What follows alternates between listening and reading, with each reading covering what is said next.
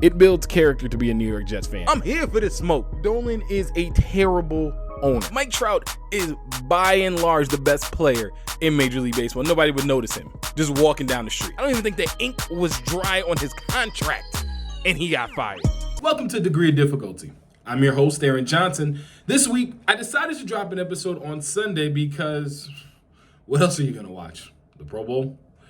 The last time the Pro Bowl was even slightly interesting, then Jet Jamal Adams laid out the Patriots mascot to the delight of the crowd and football fans around the world. And because, I'm a sucker for a good time, let's watch it again.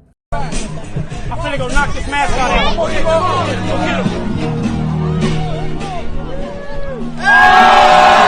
him. Jamal hasn't tackled like that since he got to Seattle.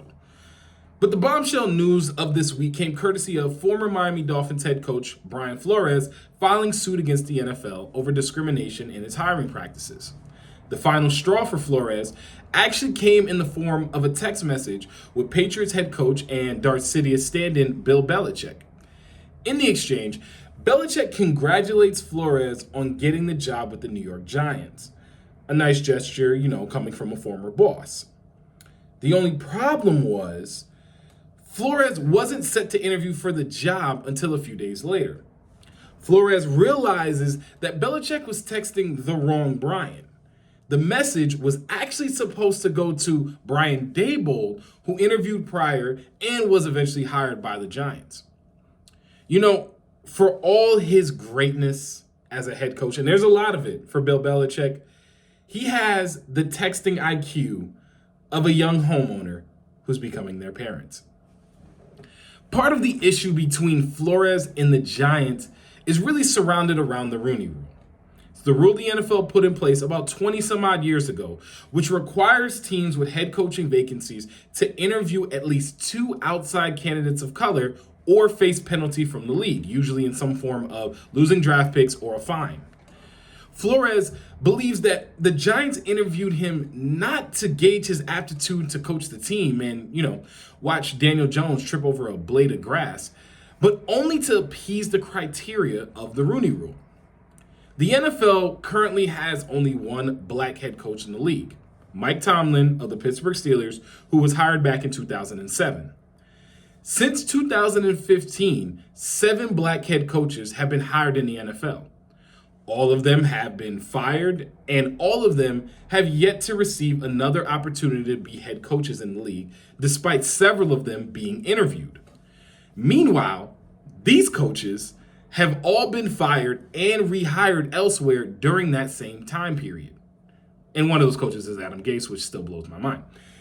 And also, someone thought it was a good idea to give these bozos jobs in the league, despite them being highly unqualified to coach or just decent human beings. Along with the Giants, Flores also names the Denver Broncos and the Dolphins in the suit. The Broncos for giving him what he calls a sham interview back in 2019, again to fulfill the Rooney Rule. An interview where Flores claims the Broncos brass, including Hall of Famer and Team America World Police reject John Elway, showed up to the interview several hours late and seemed disheveled like they'd been drinking all night. Flores also alleges in the suit that the Dolphins and uber idiot owner Stephen Ross offered to pay him $100,000 per loss as the team tried to tank for quarterback prospects. However, Flores led the Dolphins to back-to-back winning seasons for the first time since the 2002 and 2003 seasons, including a 7-game win streak this season where the Finns won 8 out of their last 9 games. The reality is, Brian Flores will be a martyr. He most likely won't ever coach in the NFL again for bringing attention to a glaring, unacceptable issue the NFL has right now regarding hiring minority head coaches. And in the league where the players are predominantly black and a society that is making steps to be more inclusive, the NFL, the most popular league in the country, must make changes to fix this. Now, I don't know how they are going to do that, but I love the NFL. I love football. And there isn't a big enough sticker decal the league can slap on a helmet to fix this issue. And it has to be fixed sooner rather than later. No picks this week after going 1-2 during championship weekend. Thank you, Niners, for covering and salvaging my wallet. Super Bowl is next week. Hopefully, my key still works. This is Degree of Difficulty, and I'm Aaron Johnson.